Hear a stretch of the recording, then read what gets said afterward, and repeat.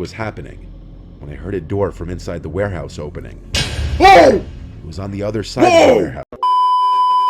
What is good, you guys? I know it has been a while. I understand. I'm sorry. You can get mad at me all you want. We are back with another Mr. Nightmare video. 3 creepy true supermarket horror stories, bro. Unless you are doing it at night. Come on, bro. During the day when there's a bunch of people around. That's the only time you should be doing it. Let's be honest.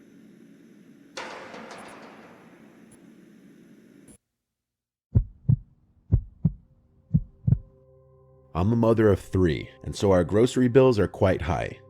My husband works at a tech company, and I currently stay at home raising the kids, who are 10, 7, and 3. Okay. I go food shopping at least twice a week, and I usually go to the King Twice a week? Oh my gosh. Cullen near our house, though I sometimes go to the nearby Target as well. Those are 2 of a very small list of grocery stores in our quiet town. To give as much context as possible, we're an Italian family, and I'm currently 40 years old. Okay. This happened not even a year ago when I was 39. I was running behind on shopping one day, so I went much later than usual. The King Cullen by us closes at 10. When there was nighttime, bro. It's definitely past 9 o'clock already. So this is where the clockness starts to happen. I hurried over to the store with my flyers and coupons. When it starts. The kids were complaining about a lack of food in the house, so I had to get a quick grocery run in. Most days I'd have to go shopping with my 3-year-old daughter Haley. Since it was late and my husband was home from work at this time, for once I was able to go shopping alone, which I consider a luxury. I got to the King Cullen, which was pretty void of people at this hour since it would soon be closing. Sounds like an American thing. I grabbed a cart and quickly started doing my laps down the aisles and grabbing whatever was on my list and whatever was on sale. Cool. I was in the cereal aisle when I got a tap on my shoulder, which startled me. I turned and saw a very tan man about my height with a baseball cap on, a black goatee, and a red zipper-up hoodie and jeans on. He laughed and apologized for startling me, and said that he'd been looking everywhere for a specific bag of chips that was in my cart, and he asked where I found them. I politely told him the aisle, and he said he checked but couldn't find it. So I actually led him exactly to where I found the chips. He thanked me with his awful breath, and I smiled and was about to walk. With this awful breath, bro, this fool forgot to get a breath mint. He forgot to get some gum before he came to the store. Back to my cart. But then he started making pointless conversation with me about why he liked those chips so much. Yeah, get out of here, silly, sir. like the ingredients or a lack of a specific ingredient. Get out of here, I kept trying to make it obvious that I was You're trying to flirt with me. I'm taken. Be gone, fuck! Get the hint though. Get out of here. It was when he made a weird pause and then said, "Gosh, you're pretty," that I said thank you, and then I had to get back to my shopping before they close. Here we go. I went to my cart, but he followed me and kept talking to me. Oh, what a weirdo. At this point, as politely as I could, I told him I really would just like to shop in peace. He finally seemed to get the hint and walked away. But for the rest of my time in the store that night, I kept seeing that man circling the aisles. Yeah, this is where you call the security. Security! There's a creepy old man with bad breath following me! Like you gotta say it loud. Everyone knows that this dude is on you. Come on, bro. Where's your Bible? It's facts! It's facts! It's not facts. These facts are not facts. He walked past the aisle I was in. He'd slow down or even stop and just look down at me. I was getting increasingly uncomfortable and hurried up my shopping. When I was finally done, I went to the checkout, and as I emptied my cart, here comes red hoodie guy with a whole 2 or 3 items. Wow. He waits online right behind me. 2 or 3. He doesn't say a word anymore. Why are you even in this aisle? Go to self-checkout. Like, what are you doing? I felt his gaze even through the back of my head. What are you doing? When I was done checking out, I pushed my cart away, and the man called out, "Have a good night, ma'am," and I ignored it. As I was unloading my car, I noticed the red hoodie guy in the parking lot, looking at me as he walked to his car. Oh, you better He got into a junky-looking Honda that must have been like 30 years old. He didn't turn the car on, though. He just sat in it. I finally finished loading my car. So I got inside, started it, and began driving out of the parking lot. Call your husband. I looked in my rearview mirror a few times, and I didn't see any headlights behind me, so I felt safe to drive home. It wasn't until I pulled into the driveway and looked to my left down the street that I realized there was a car with its headlights off driving slowly down the street approaching our house. Oh boy. It pulled to the curb a few houses down. Oh no. It looked to be that Honda from the parking lot. I went inside the house and called my husband's name. Yep. He came downstairs looking concerned, and I told him I was followed home by a creep. He hurried outside to the stoop, but by this time, the car was already gone.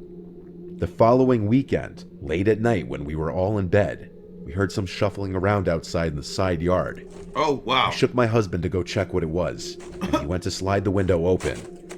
Are you stupid? Are you dumb? Are you dumb? You gotta be brain dead. Here's some noise. A creepy man followed me. Run out the stoop real quick with no weapon. Then in the middle of the night, let me just open the door wide the frick open. What? What are you doing? That's not how you grab your shotgun and then you walk out the door. Hey, get off my property. Shots fired. Like, come on, that's what you're supposed to do. Saw someone right below the window trying to open the side gate to the backyard. Oh, After wow. hearing the window slide open, the man looked up and started to run. Oh, My husband grabbed the baseball bat from under the bed and ran outside. the When baseball he came bat. back a minute later, he said he saw the car speeding down the street and he tried to chase after it. You're stupid. Perfectly described the shitty Honda that the red hoodie guy was driving. It was undoubtedly him. We phoned the police, and given the late hour, a police chasing a officer car? arrived to our house in under 5 minutes. I described the man and his car the best I could, and that was that. He never returned to our house, not after seeing my angry husband chasing his car on foot with a bat. It still remains uncomfortable that a creep like that knows where I live, though. That's crazy. He still knows where you live. Bro, let me just say, bro, if that dude broke into your house and you beat him to death, bro, in God's eyes, you're in the right. You're not in the wrong. There will not be bloodshed on you. All right, it says it right here in Exodus 22:2. If a thief is caught in the act of breaking in and he is beaten to death, no one is guilty of bloodshed. So you're cool.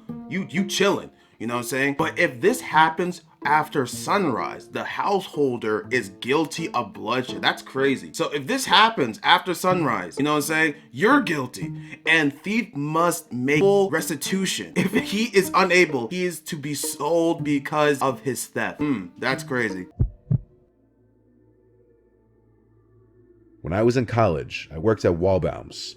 The one I worked at was a 24-hour one, so a couple unfortunate people would always be stuck working that awful shift. I thought since I was 20 and in college that my boss would never put me on an overnight shift. Oh. But unfortunately, I guess when she asked my school schedule and... Overnight shift, the clock shift. You know what I'm saying? You think your boss cares that because you're in college? They don't care. What? I told her I was off Mondays and Wednesdays. Delusion. She saw me as a perfect sucker to stick on the overnight shift occasionally moving forward. That's crazy. One day I saw that I was scheduled for a Tuesday night from 12 a.m. to 8 a.m. Oh my I had to triple check gosh. the schedule to make sure that that was right. I felt sick seeing that, and when I asked my supervisor why I was put on the overnight shift, he told me if I'm over 18, I don't really have a choice. That's a lot, I considered quitting, but I needed the job and money. So I just sucked it up and decided I'd do it this one time and then tell my boss I can't do it ever again because I have to study for school. Wow. So I arrived at the store at 12 o'clock and relieved my coworker Amanda. Half the lights in the store were out at this hour to save on electricity. There were a surprising amount of customers in the store when I got there. I guess more people than I expected would do quick midnight shopping runs. Past 1 a.m. though, the place was completely dead. Maybe 3 customers in 1 the a.m. entire hour. As it got later in the night, there were less and less customers. It was past 2 a.m. by this point. 2 I was a.m.? as bored as humanly possible. Oh There my hadn't been a gosh. customer in over an hour. I wondered if there were any other employees in the building. There had to be, I figured. They couldn't have a lone 20-year-old running the whole place by himself. Yeah. There was some bald guy who looked like he could be a manager that kept passing by the front registers every few minutes. Okay. He had a key ring attached to his khakis with like 10 keys on it, and he was holding a small backpack type bag in his hand. So I said, "Excuse me, are you the manager?" And he came over and asked if it was my first day on the job, to which I said it was my first night shift. He shook my hand without giving me his name, and asked me if I could go to the back warehouse Nah, that's weird. What is Mr. Clean doing in this? It's about to go down. of the store and organize the pallets. You're not He gonna said he'd answer my wash the front. question, sir? I didn't exactly know what that meant, That's but crazy. I'd figure it out. That's I walked crazy. towards the back of the store, and as I did, I saw him doing something to the entrance door of the store. That's he was weird. reaching for some switch on the side of it, as if he were locking it. I made my way into the back warehouse, where I saw a tall man who looked like he were 30, wearing a manager's vest that said Wallbaum's. Wow. He saw my apron and introduced himself as Rob, the night manager. I said, "Oh, I thought the guy in the front was the night manager." And he looked puzzled and said, "Who?" When I described that man from before, he asked me to show him who I was talking about because he was the only manager on duty. Oh boy. He didn't even make it out of the warehouse before all the lights in the store turned off. Rob told me to wait in the warehouse while he checks out what's going on. Oh, that's crazy. I watched as he walked through the warehouse doors into the darkness of the store, with the only light out there being for the light. Bro, this man just walking around the store in the dark? Oh my goodness. The confidence you must have, bro. You have no weapon, and you think that no one can just back you across your head? You be walking, you be boom, dead just like that. The dairy coolers that were still on. I sat on a box on a pallet, and was on my phone trying to text any of my friends who could have been awake about what was happening, when I heard a door from inside the warehouse opening. Whoa! It was on the other side of the warehouse, separated by the freezer and dairy fridge. There were 2 ways in and out of the warehouse back into the store. Yeah. I still sat there, now with my ears perked up, listening for any sounds, when I heard quiet, slow footsteps getting closer, followed by a voice saying, "Hey kid, you in here?" But it wasn't Rob's voice. It was that bald guy's voice. I hurried out the warehouse doors into the store, but quietly. I jogged to the front of the store looking for Rob, but I couldn't find him. I called out his name. Oh, he got bodied. I grabbed my jacket and tried to open the exit door, but it wouldn't open automatically. Wow. So I tried to physically open it, but it was locked. That's crazy. I heard footsteps approaching from behind me, and I turned and almost screamed, but I realized it was Rob the manager. Thank God. He flicked some lever or something on the top right of the door and unlocked it, and he said in a panicked whisper to hurry and get outside. He followed behind me.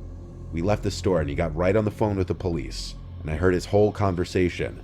He said he believed an armed man locked himself into the wall bounce and was probably trying to rob the place. I told him to tell the police that I think he was coming to harm me in the warehouse, which he relayed to the operator. He told me I should go wait in my car or leave. I'm sure because he didn't want the store to be held liable for anything if something were to happen. I went and sat in my car and just watched for a little while, and within 10 minutes there were at least 4 police cars outside the store. They all went inside for a while, and I didn't see whatever was going on, so I left. Okay. I didn't quit after that, though. The next time I went into work, I was told all about what happened by my supervisor. What happened? The security footage showed that bald man circling the place, acting suspicious, checking if the coast were clear to do whatever he was planning to do after locking the doors. Oh, man. He cut the lights in the store, and the cameras showed him going straight to the warehouse where he told me to go. That's the scariest part to me, because if he were armed and robbing the place, he could have been on his way to put a gun to my head or something. That's crazy. The camera showed him leaving through the emergency exit in the warehouse way before the police arrived.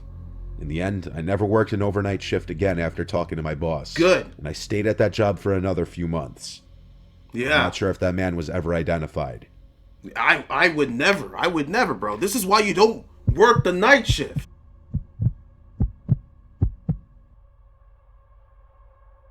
I used to work as a night restock worker at a supermarket in Another a somewhat one. rural town. The The store was called Great American. It was the biggest and best supermarket in the area. My shift would be as soon as the store would close at 10. I'd work from 10 p.m. to 3 a.m. the latest, restocking the 3 shelves and a.m.? organizing everything before the next operating day. I, of course, had the keys to the store for the after hours. It would be a team of 2, myself and one other, either Terry, Carter, or Alfonso. Tonight, I was supposed to be working with Terry. I arrived to the store and let myself into the back where all the inventory yet to be stocked was.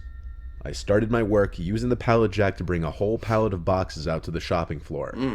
I started with the bread and nuts aisle, rotating the older loaves in the front and putting the newer loaves in the back. Okay. Halfway through, Sounds I realized boring. I hadn't seen Terry yet. I walked to the back area of the store where the inventory was, where we'd leave our belongings. He wasn't back there yet. I left the back door cracked open with a door stopper for him when he would show up. So I went back to work for another half hour. And with still no sign of Terry, I once again went to the back of the store. Did Terry get bodied? Where are you? Am I doing this alone? Like, what's He going on? wasn't in here? there, but I noticed the back door was shut. I assumed that meant Terry was here somewhere. Okay. I went to open the back door and saw the door stopper was outside, which I thought was weird that he kicked it outside instead of bringing it in. Whoa. I called Terry's name and it echoed through the room. Whoa. He didn't call back, so I decided to call him. This is He picked up, sus. sounding like he was in bed, and I asked him if he was at work. He said he wasn't coming in tonight because he was sick. Suddenly I got the chills. Woo! I told him someone kicked the doorstopper off Oh, someone is in your supermarket, bro. the door, and he said it could have just come undone itself. Nobody else was scheduled to work that night. I told him feel better, and we hung up. I wasn't sure if I was convinced that the doorstopper came undone itself, because I kicked it under the door pretty tightly. I did a quick look around just to make sure no one was in the back of the store, and when I didn't see anyone, I went back to work, though I felt a slight sense of unease the whole time. I was stocking the remainder of the bread when I heard a loud sound echo from across the shopping floor. Okay, now someone had to be in here. Yeah. Call the police. I got off my knees and went to What the are you middle aisle doing? that intersected all the other aisles. What? I looked straight down the aisle and stood there for a hot second, and all the way on the opposite side of the store in the dairy aisle, a man dressed in black walked past the middle aisle, looking down in my direction. I felt my heart drop. That's crazy. It felt like that scene from the movie Signs where the alien walks past the birthday party. Oh, wow. I had to think logically. I don't even know Maybe that this was one. someone else filling in for Terry's shift that our boss didn't tell me about. I started to speed walk down the center aisle and yelled "excuse me" very loudly. I looked to the left down every aisle I passed since he went towards the front of the store. In one of those aisles, he was waiting at the end of it, standing there fully facing my direction. That's crazy. When he saw me, he walked out of sight in the direction I was just coming from. I yelled "excuse me" again and started to run down that aisle to catch up to him. Why? I didn't get a good look at his face. Why would you go towards him? What do you have as a weapon to defend yourself? Nothing. You don't even have the Bible with you, and you think that you can just stop a man in black? You stupid. When I got to the front of the aisle by the cash registers, I looked down the direction he went. You are so dumb. And I saw him all the way at the end by the bread aisle. Oh man. Half his body was hidden behind the shelf. Yep. His mouth was hanging open. What? And he started to wave me over, but he didn't say anything. Oh, he's a weirdo. He's a weirdo. His face was freaking me out. I attempted one more time to speak to him and said, "Who are you?" And he disappeared behind the shelf. That's a weirdo. I wasn't being That's a paid enough for psychopath. this. I went outside to sit in my car and call my boss. He picked up and I told him there was some random freak roaming around the store. He told me to get him out of there if I can. How? And call the police to get him out. How? I was not going to attempt to physically remove a Are you crazy person stupid? from the store. So I called 911. This is how much they don't even care about you. They said, get him out. Huh? Sir, you're telling me to get him out? Are you kidding me? You're telling me to get him out in this situation. This is how much they don't care about you. Supervisors, these boss men, they don't care about you whatsoever. They don't care about your health. They don't care about your physical needs. They don't care about your safety. Every man for themselves. Like, I don't know what else to tell you. I waited in my car until a police car showed up. I greeted the officer and asked him to follow me inside. We walked around the place looking for the man, and we saw him at one of the aisles again, Oh, wow. creepily standing there again as if playing a game. Wow. When the police officer commanded him to come here, he actually listened. He was put in handcuffs, and he was the strangest man I'd ever seen. He kept smiling and looking at me non-stop, licking his lips. He's a weirdo. He had huge bags under his eyes. The only words he spoke were when answering the police officer, saying he was looking for a snack. I didn't like the way he was looking at me as the police officer was walking him back outside to his car. Psychopath. It was this menacing, threatening smile that I haven't forgotten to this day. I continued my work after that. Needless to say, I never left any of the doors open again. Yeah.